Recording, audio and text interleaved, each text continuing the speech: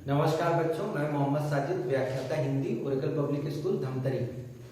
मैंने इससे पहले आप लोगों को बहुत सारे वीडियो रस से संबंधित अपलोड्स किए थे, जिसमें मैंने रस की परिभाषा, रस के अंग, है ना, रस की परिभाषा, रस के अंग, और अभी जो मैं बताने जा रहा हूँ वो रस के प्रकार और उनके स्थायी भाव। फिर इसके बाद एक और वीडियो अपलोड किया जाएगा, उसमें रस के उदाहरणों को समझाया जाएगा।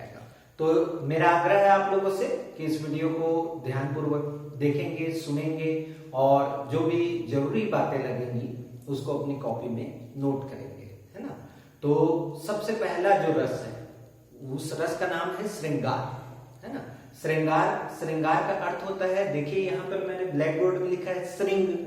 श्रृंग का अर्थ है काम, है ना, और आर का अर्थ है प्राप्ति या वृद्धि। श्रृंगार का अर्थ क्या हुआ? काम या काम की मतलब होती है वासना या इच्छा, दोनों ले लो, है ना। इनकी प्राप्ति या वृद्धि क्या कहलाता है? श्रृंगार रस। और उसका स्थायी भाव क्या है? रति और प्रेम, है ना। तो ये श्रृंगार रस हुआ और उसको रस राज भी कहा जाता है। श्रृंगार रस को प्रथम रस है। फिर उसके पश्चात करुण रस है ना। करुण रस में देखिए, करुण रस में हानि के कारण जो शोक उत्पन्न होता है उसे क्या कहा जाता है? करुण रस। और उसका स्थायी भाव क्या है? उसका स्थायी भाव दिया है शोक, है ना। करुण रस का स्थायी भाव क्या है? शोक। और इसके जो अनुभाव है, इस रस के अनुभाव, रोना, प्रलाप करना, छाती पीटना, है ना, और एक बताया आंसू बहाना, ये सारे इस रस के क्या है? अनुभव है। इसके अतिरिक्त तीसरा आपका जो रस है, तीसरा रस है वीर रस।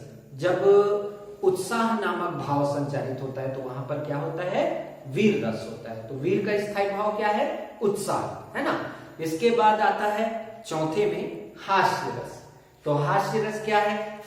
हास्य रस में हंसी, मनोरंजकता, है ना, मनोरंजकता के कारण जो हंसी उत्पन्न होती है वो हास्य रस है। यहाँ पर हमारे लायक समझने नई बात और समझने लायक बात यह है कि हम केवल हास्य रस की परिभाषा जानते हैं और ये बस जानते हैं कि हास्य रस है, हास्य रस का उदाहरण है। तो हास्य दो प्रकार के होते हैं, एक आत्मस्थ और एक परस्य, है ना।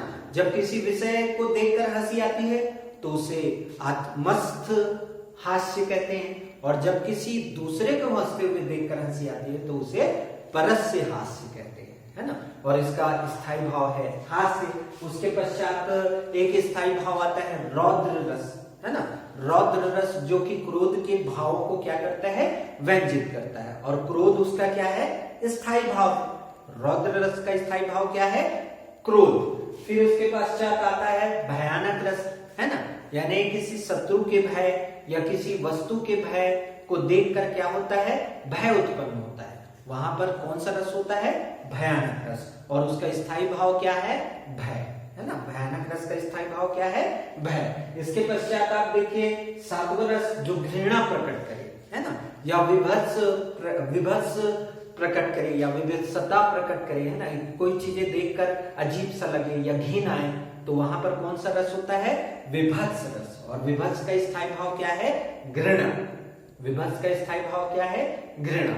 इसको जब मैं आप लोगों को उदाहरण समझाऊंगा तो अच्छे से आप लोगों को उदाहरण के माध्यम से और समझाने का प्रयास करूंगा, क्योंकि अभी मैं रस के प्रकार और स्थायी भाव बता रहा हूं, इसलिए उन्हीं पर मैं चर्चा करूंगा। जब उदाहरण बताऊंगा तो उस पर मैं पूरे तरीके से आपको समझाने का प्रयास करूंगा।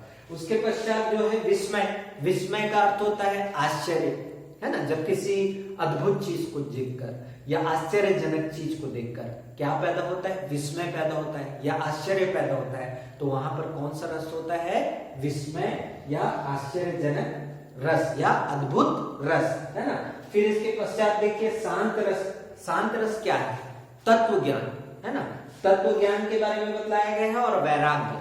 तत्व ज्ञान और वैराग्य किसके में उत्पन्न होता है? जिसने कोई दुख देख लिया हो, है ना, या जिसे संसार क्षण भंगुर लगे, या जिसे संसार में कोई रुचि ना हो, जैसे कि संत साधु लोग होते हैं, है ना। और उसका स्थायी भाव क्या माना गया है? निर्वेद, है ना। संसार को असार मानते थे वे लोग, है ना। तो शांत रस का स्थायी भाव क्या है? निर्वेद, है ना। इसके पश्चात जो 10वां रस बताया गया है, माता पिता और बच्चे के स्नेह को देखकर जो रस प्रकट होता है उसका क्या उस रस का क्या नाम है? वात्सल्य। और उसका स्थायी भाव क्या है? वात्सल्य, है ना। उसका स्थायी भाव क्या है? 10वें रस का, उसके 10वें रस का नाम भी वात्सल्य और उसका स्थायी भाव भी वात्सल्य, है ना। और 11वां जो रस है वो भक्ति, भक्ति रस, है ना।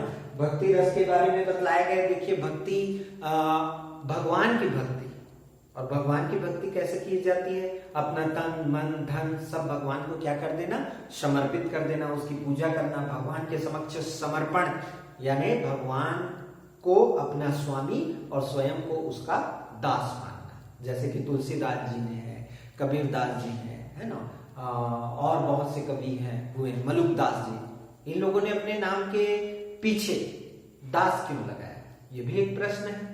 दास का अर्थ क्या होता है? सेवक, है ना। तो भक्ति रस का स्थायी भाव क्या माना गया? दास। मैं आशा करता हूं कि आपको रस का प्रकार और उसका स्थायी भाव समझ में आया होगा। आप अपने कॉपी में इसे नोट कर लेंगे। नमस्कार, धन्यवाद।